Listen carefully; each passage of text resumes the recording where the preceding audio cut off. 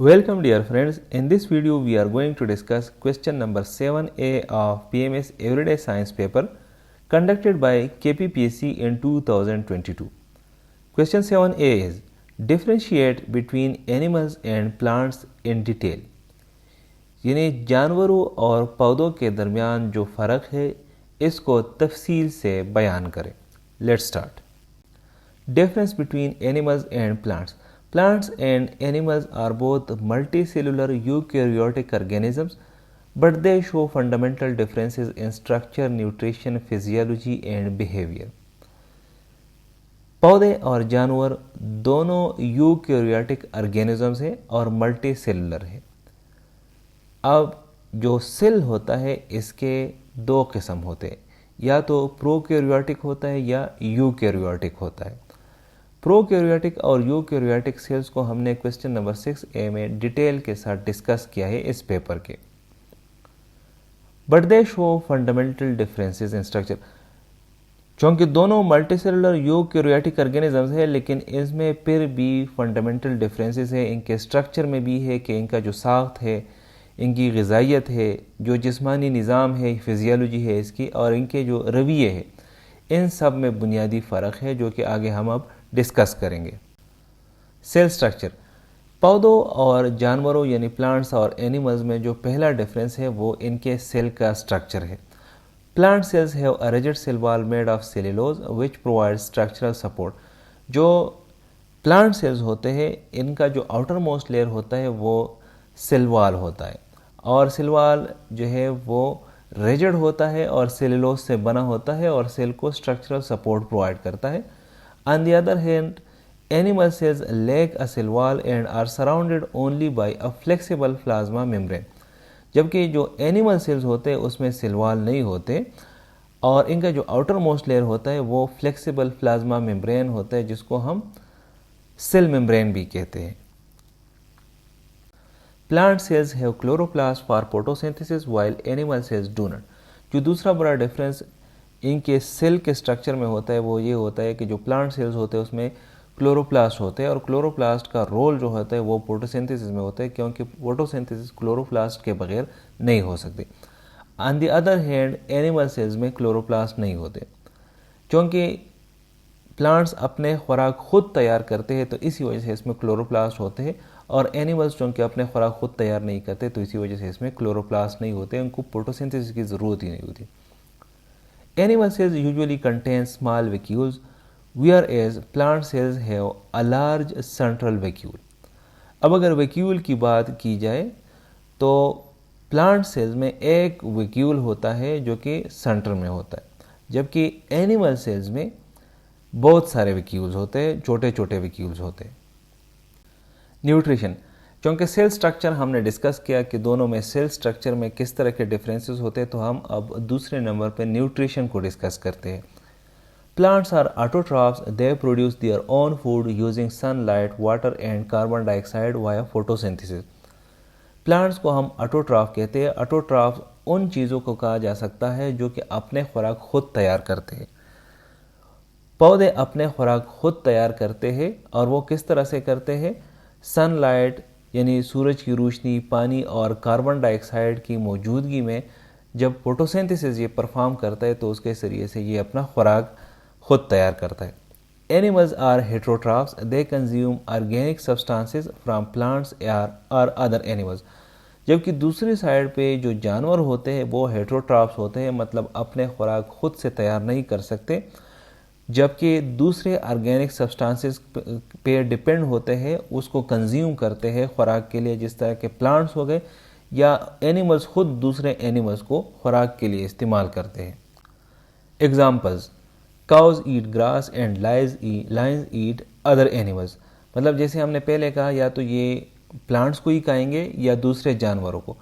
तो अगर हम गाय, भैंस इस तरह की चीज़ों को देखें तो वो घास खाते हैं, जबकि लायन यानी शेर जो होते हैं तो वो दूसरे एनिमल्स खाते हैं. जो जानवर होते हैं उसको बेसिकली 3 ग्रुप्स में डिवाइड किया होता है. एक को हार्बीवोर कहा जाता है, दूसरे को कार्निवोर कहा जाता है और तीसरे को ऑम्निवोर कहा जाता है. जो जानवर सिर्फ घास वगैरह और पौधे खाते हैं उसको हर्बीवोर कहा जाता है। जो जानवर मीट खाते हैं उसको कार्निवोर कहा जाता है, और जो जानवर मीट को भी खाते हैं और घास को भी खाते हैं तो उसको फिर अम्निवोर कहा जाता है। मोमेंट, जो तीसरे नंबर पे सबसे बड़ा डिफरेंस है दोनों में, वो मोमेंट यानी हरकत का है। Animals have a well developed muscular and nervous system that allows active locomotion. जानवरों में जो मस्कुलर और नर्वस सिस्टम होता है वो वेल डेवलप्ड होता है, अच्छी तरीके से डेवलप्ड होता है, और इसी वजह से ये सिस्टम इनको इनेबल करते हैं कि वो फ़ाल तरीके से हरकत कर सके। जबकि दूसरी तरफ अगर हम पौधों को देखें तो plants are generally stationary and show only limited movement like bending toward light, phototropism. तो दूसरी तरफ जो पौधे होते हैं तो ये आमतौर पर साकिन होते हैं और हरकत नहीं करते, और अगर करते भी है हरकत तो वो बहुत ज़्यादा लिमिटेड होते, जिस तरह के कुछ पौधे होते हैं जो कि लाइट की तरफ बेंड होते हैं, और इसको फोटोट्रॉपिज्म कहा जाता है। ग्रोथ पैटर्न, चौथे नंबर पर जो डिफरेंस है इनका वो ग्रोथ पैटर्न का होता है। Plant growth is indeterminate, it continues throughout their life especially at meristematic tissues. जो प्लांट ग्रोथ होता है वो इनडिटर्मिनेट मतलब गैर महदूद होती है। जितने भी प्लांट की उम्र होती है तो वो उस उम्र के लिहाज से वो बढ़ता जाता है, कभी रुकता नहीं है throughout their life, especially at meristematic tissues. जो इनके मेरिस्टेमेटिक टिश्यूज़ है वो प्लांट को इनेबल करता है कि ये कंटिन्यूस ग्रोथ करे। Animal growth is determinate and usually stops after maturity. जबकि जो दूसरी तरफ एनिमल ग्रोथ होता है, जानवरों की जो नशोनुमा होती है वो महदूद होती है, और एक ख़ास मैच्योरिटी पे जब जानवर पहुंच जाते हैं तो उसके बाद वो ग्रोथ नहीं करते। मिसाल के तौर पर जो इंसान का एवरेज हाइट है, लेट्स सपोज 5.5 फीट या 6 फीट, तो एक इंसान जब उस हाइट तक पहुंच जाते हैं तो उसकी ग्रोथ फिर उधर रुक जाती है। रिप्रोडक्शन, जो 5वें नंबर पे सबसे बड़ा डिफरेंस है दोनों में, दैट इज़ रिप्रोडक्शन।